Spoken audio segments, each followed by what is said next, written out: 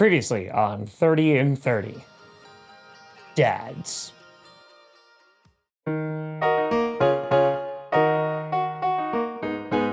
We left Dallas around 4 a.m. to get to the airport, and this was the fourth day in a row that I had gotten less than 3 hours of sleep. So at this point, yeah, we were pretty slap happy. It's been 2 days in Texas. You know what I did today? Went down to Buc-ee's. Got myself some beaver nuggets. Those were the beaver nuggets.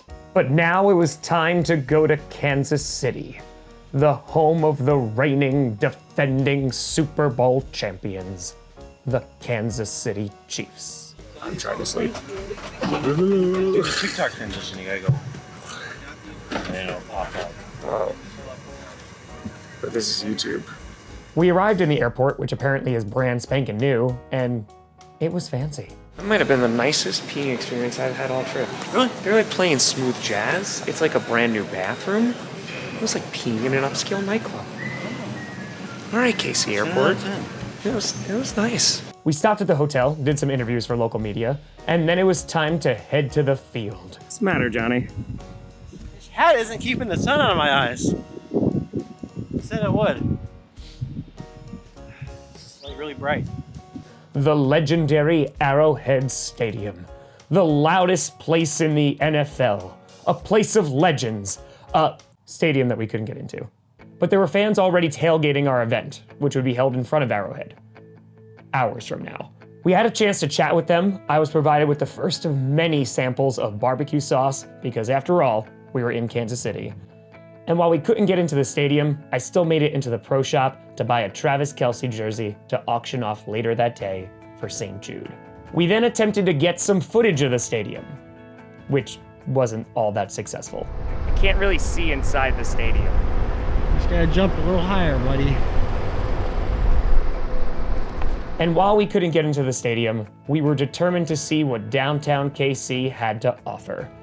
And that's when we were picked up by the one and only Rachel. Rachel! Johnny! Rachel!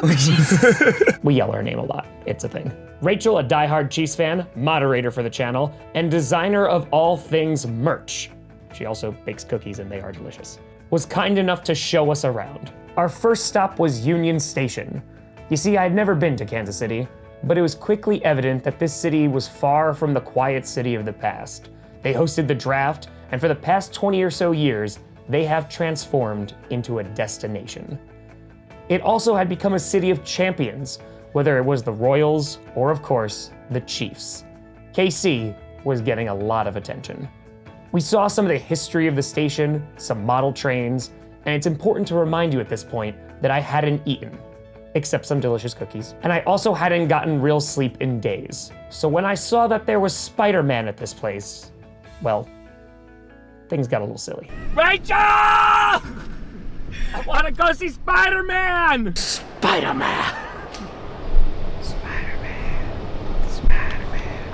does whatever a spider can. Rachel! It was then time to get some food, and since we were in KC, we of course had to get some barbecue for Johnny Barks, so we went to Char Bar. They also had Grass People food too. This was the first time we were able to have a sit-down meal since day 0 in Green Bay, so it had been a while. It was then time to head to the stadium for the fan event. Now, we were anticipating a good crowd, but when we pulled up, it turned out to be our biggest event yet. Welcome to Kansas City.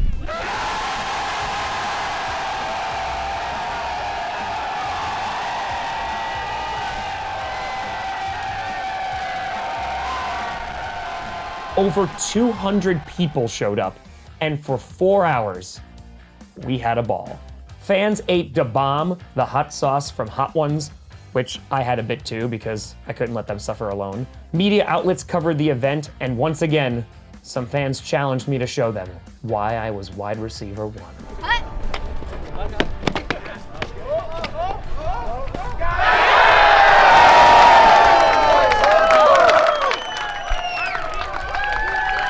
But it wasn't just the size of the crowd that made KC special. It was, of course, the people. Not only were many bottles of barbecue sauce gifted, but this was one of the most passionate fan bases we had seen yet. So much so that people donated gifts to be auctioned off, all in an effort to do some chaotic good. We also had an opportunity to talk with Rachel and Cole from How About Those Chiefs to explain their fandom. I think just the success of the Chiefs have put the city on the map. There's always been diehard Chiefs fans, like even way back in the day. Arrowhead always packed out. It sold out. Even before Mahomes, it was the loudest stadium. I think the Seahawks then beat us for the loudest stadium, and then we beat them again. So Chiefs Kingdom's always rocked heavy with the Chiefs. And now the NFL and the rest of the nation will know that Chiefs Kingdom, we are here. And that's also with the NFL draft that has come in, and bringing in all that business, all these Super Bowl victories, all these parades, helping the economy. It's given this city a whole new life, a life that I've never seen before since I was a little kid. The fan event lasted even as the sun went down, and as always, everyone got a picture and/or autograph, and of course, we made sure to clean up the space and leave it exactly as we found it, because that is what Lamar Hunt would have wanted. Rachel was kind enough to drive me back to the hotel, the video for the day was uploaded, and planning for Denver began. Today had been amazing, and it also really encapsulated what this trip was about and who it was for. No, we didn't reach our push goal of $500,000 by the time we made it here, and we didn't get a chance to tour the stadium, a place that, like the Superdome, I personally really wanted to see. But at that point, we had raised over $275,000, and we just had our biggest fan event yet. And that was what this trip was all about. It's for the kids, and it's for the fans. For the kids, we've raised nearly $300,000. And where did that money come from? You. Working class, normal people, the fans. Yes, teams have donated to help raise funds, like the Bengals and Cowboys, and even the Steelers donated directly to St. Jude, which was so incredibly kind, and I'm so grateful for them. Everything else, all that money raised came from you wanting to help kids. So no, we didn't hit all our push goals, and we're not able to get into every single stadium. But in every single city, you all have shown up, caused some chaotic good, and helped raise money for St. Jude. So as we enter the final 6 days of this insane journey, we, the fans, did this. I've said it all along. Johnny Barks and I were two dudes with a laptop, and we just love football. We are fans, and together, we made the noise, and we helped put a little more good into the world. So thank you for everything that you have done to support this, whether it's been watching, sharing, donating, or coming to a fan event. I just hope that I help capture the essence of what makes this community and fan bases so special. And for the teams that have helped us, thank you for your generosity, for welcoming us, and also being there for the fans. And for any team that we couldn't connect with or scheduling just didn't work out, you all have great fans that love you. And I have seen it every day on this trip. And if you still want to help be a part of this, the link is always in the description.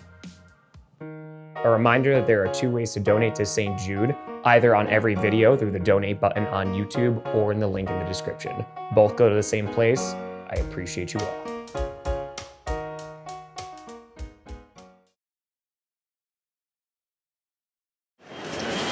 I found him! What's going on, buddy? How are you? What's up, dude?